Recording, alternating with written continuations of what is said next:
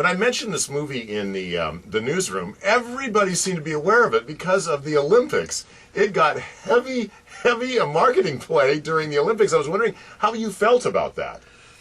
Well, that's the one thing that Jeffrey Katzenberg does very, very well, among other things. But he's a marketing genius, so he took advantage of that situation and made sure that everybody knew about our movie. So to great benefit, because everybody does. And although we had very little to do with the spots they created, it has gotten us a lot of exposure, which is great. It makes people curious about the movie. So you didn't, because I was wondering, there were no snowboards in the movie that I saw, and yet they were played a prominent feature in the Olympic ads. They definitely took liberties with the tone and certainly the story material. But as they explained, they're fun and they whet an appetite, and then during the commercial breaks they would show clips from the actual movie so that people weren't thinking they were going into an Olympic Viking movie. Yeah, an extreme event in Viking culture. Okay, and another little background thing, you're from Canada, but apparently you have some Seattle ties. I do. I'm in love with the Pacific Northwest. So a couple of years ago, I bought a house here in Queen Anne, and that's where I come to every chance I can. And for a while, I was doing exclusively screenwriting for live-action films. I was working for Disney and Universal, so I was able to do that from here. Yeah, and now do you spend most of your time down in L.A. then, or? I have been in L.A. for the last 14 months because of this movie. Okay, it meant that taking over the film is just a full-time, day-to-day job at the DreamWorks campus in Glendale. So I had to be there for that. One of the things I want to ask you about, because you've done, as a director, a co-director of this movie, and the co-screenwriter as well, you've worked in live action and you've worked in animation. And the question I have is that what does a director of an animated film do differently than a director in a live action movie, since you've done both? Well, at the core, all directing is just keeping story in mind and being the first to really flesh out that story in terms of its visuals. But animation differs in the sense that we write the screenplay and then we storyboard that screenplay in a very detailed way, and that storyboard gets edited. And live action editing is always the last step in the process after you've shot everything. But we need to know specifically what shots are going to be in the movie, because all of the money that is spent really comes from the full production. Once you engage animators and all of the different departments, that's where the bulk of the budget goes. So we just want to be very sure about what we're putting into the movie, and that's why we edit storyboards ahead of time.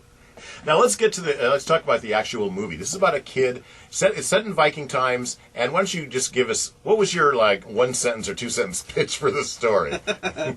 Well, it's the story of a young Viking who bridges the gap between mortal enemies, being Vikings and dragons, and takes a step toward befriending and ultimately forming a bond with a dragon that becomes the bond that actually tears apart his relationship with his father, but also ultimately saves their world.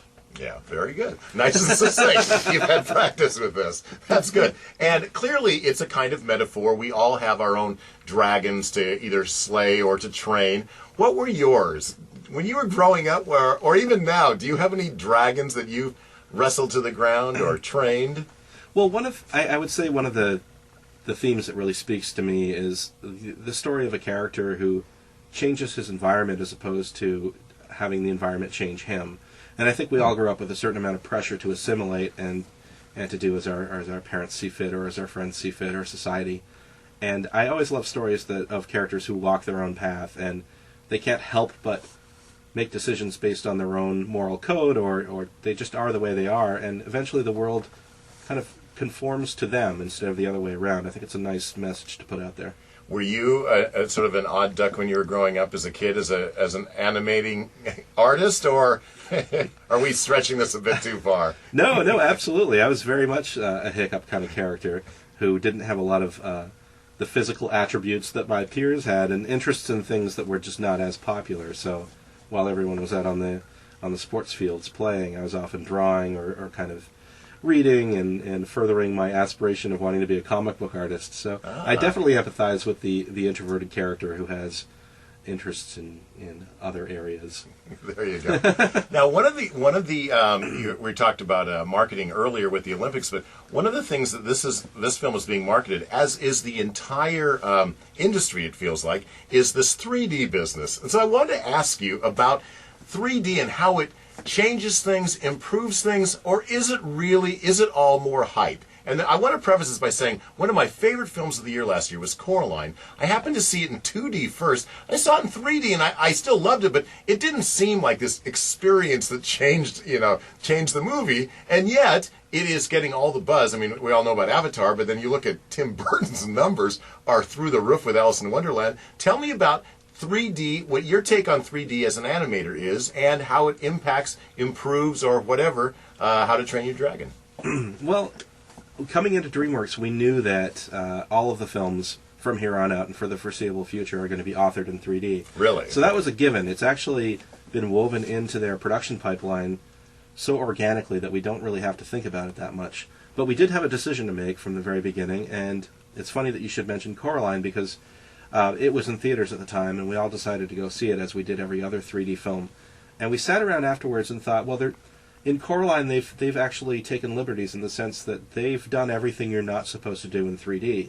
You're not supposed to have shots set in the dark at night. You're not supposed to have shallow focus, rapid cutting. All of those things were present in that film, and I thought it was handled tasteful, in a tasteful sense. So we just held hands and said, we're not going to let it be the cart that leads the horse. Yes. We have a story that has organic moments for 3D, and that we know we're going to be flying around.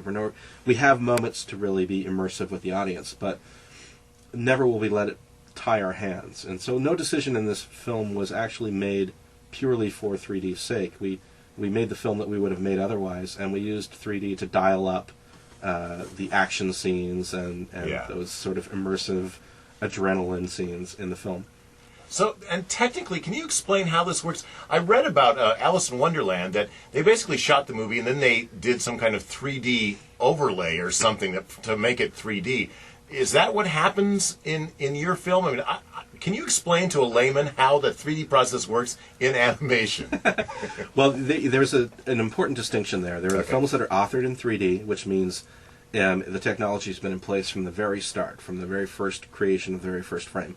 And then there is conversion, which is an example of that would be Clash of the Titans. They decided in the 11th hour, hey, wait a second, 3D's a hit. Why don't we pull that back and turn it into 3D? And really, that's like colorizing a black and white film. You're not really playing to the technology's strengths. And I guess in the simplest terms, when you're building for 3D, you're always aware of the space that you're placing your objects in. And in CG animation, everything's in a virtual, endless space. So you're stacking things according to the eventual 3D projection of it. And you're maximizing the use of it, which you can dial up and down and let it be breathable and give your eyes a rest and then, deepen focus as needed. On the other side of it, you have a flat image that is sort of cut apart and arranged in space. So you have flat elements that are just stacked in almost like a ViewMaster. Yeah. Yeah. So that's really the big difference. And then finally, do you have a favorite animated film that you kind of a touchstone film that you look back to that you sort of see as a model of grace and accomplishment, or? Well, certainly from the way back when films, I grew up loving Dumbo and The Rescuers, actually, because they had very true emotional moments. In particular, Dumbo's mother rocking him to sleep from behind the bars, and the little girl lamenting the fact that a family came to visit the orphanage and didn't pick her because they picked a pretty one instead. Those are all moments that hit me right in the heart as a kid, and so working in this field now, I always try to stick moments in the movies that actually have that kind of emotional resonance. And I think of the modern films, I love Brad Bird's work. So The Iron Giant and The Incredibles, pretty fantastic. Yeah, absolutely.